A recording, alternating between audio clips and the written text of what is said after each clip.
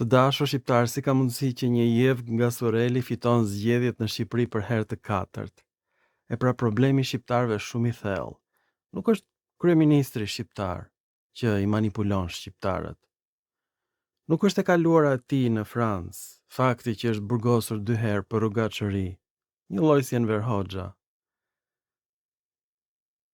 Enveri do fute në burg për shkak të faktit se shkonte me jevgat. I kishte shumë qejf jevgat. Pra nuk është ky shkaku që ai u zgjodh kryeministër 4 herë. Mund të zgjidhet 5 herë. Mund të bëhet mbreti pa shpallur i Shqipërisë. Mund ta fali Sazanin, e ka falur Butrintin. Do përçahet me Kosovën, ai bën ç'të doj me shqiptarët. Përse? Po fakti është shumë i thjeshtë, shqiptarët nuk e dinë nga vinë, çfarë gjuhë flasin. Kur nuk e di origjinën, kur të është mbushur mendja që je pellazg, kur e quan veten drilon, lumi drini drilon, vjen nga greqishtja, do thot organ mashkullor. Kështu na kanë thënë grekët, që në antikitet deri në ditët e sotme. Përse janë shqiptarët drilon? Më nuk dinë ta ruajnë gjuhën.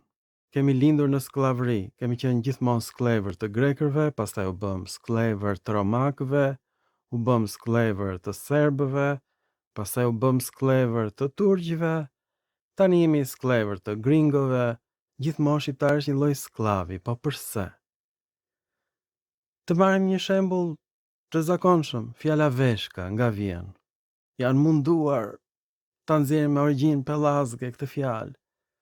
Mirë po, na ka dal origjina e vërtetë e fjalës veshka. Fjala veshka është gjetur tek gjuha e evgjitëve të dashur shqiptar. Vesho i thonë veshkës. E nga vjen fjala veshka në gjuhën evgjite?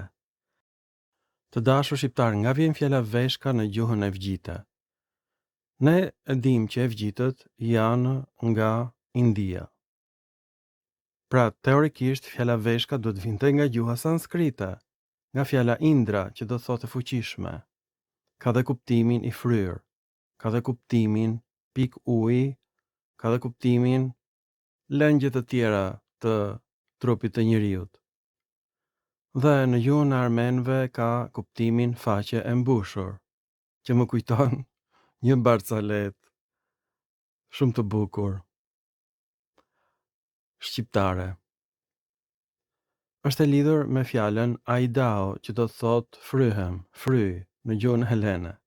Pra, ka lidhje me lumin dhe me fryrjen. E kuptoni se ku dua të dal.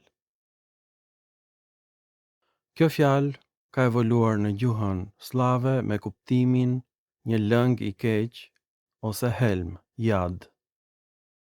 Pastaj kjo ka evoluar në gjuhë slave në jendro, që do të thotë fjalë për fjalë bole.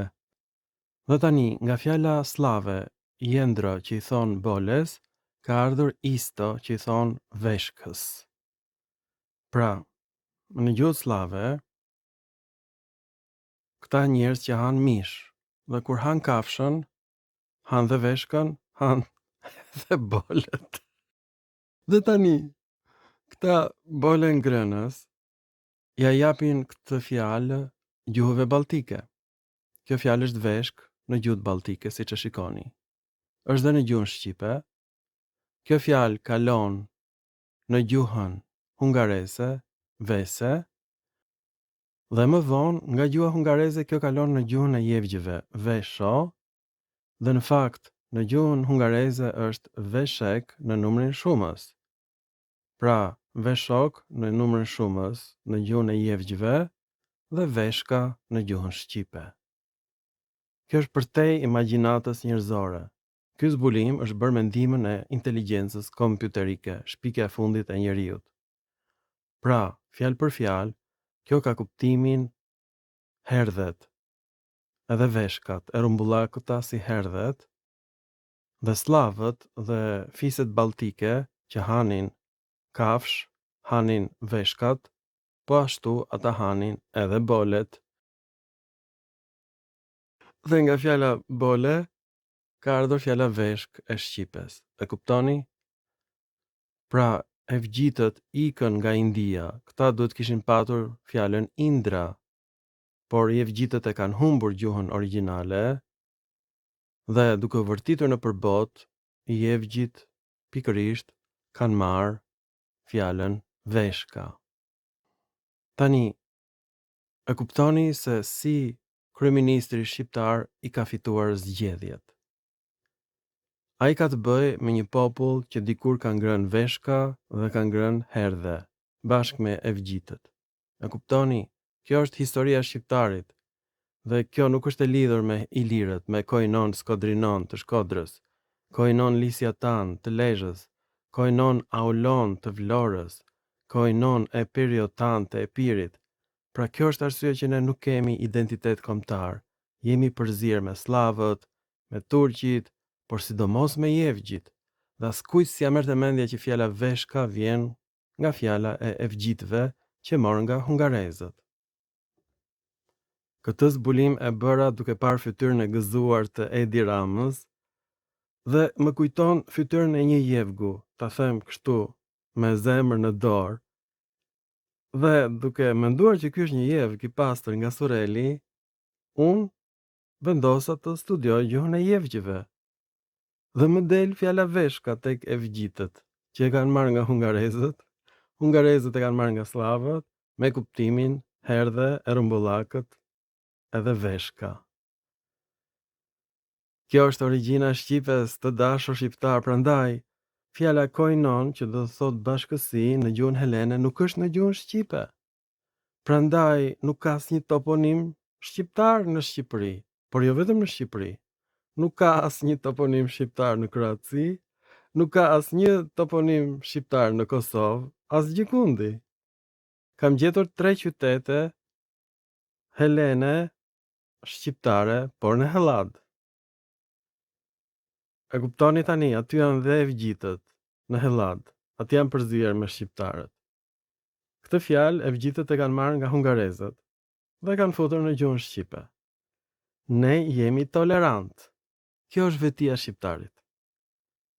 Jemi tolerant. Na marrin sazanin e pastaj punë e madhe. Na morën butrintin e pastaj nuk na bëhet vonë. Në gjadër po na vinë të gjithë fullësirat e botës.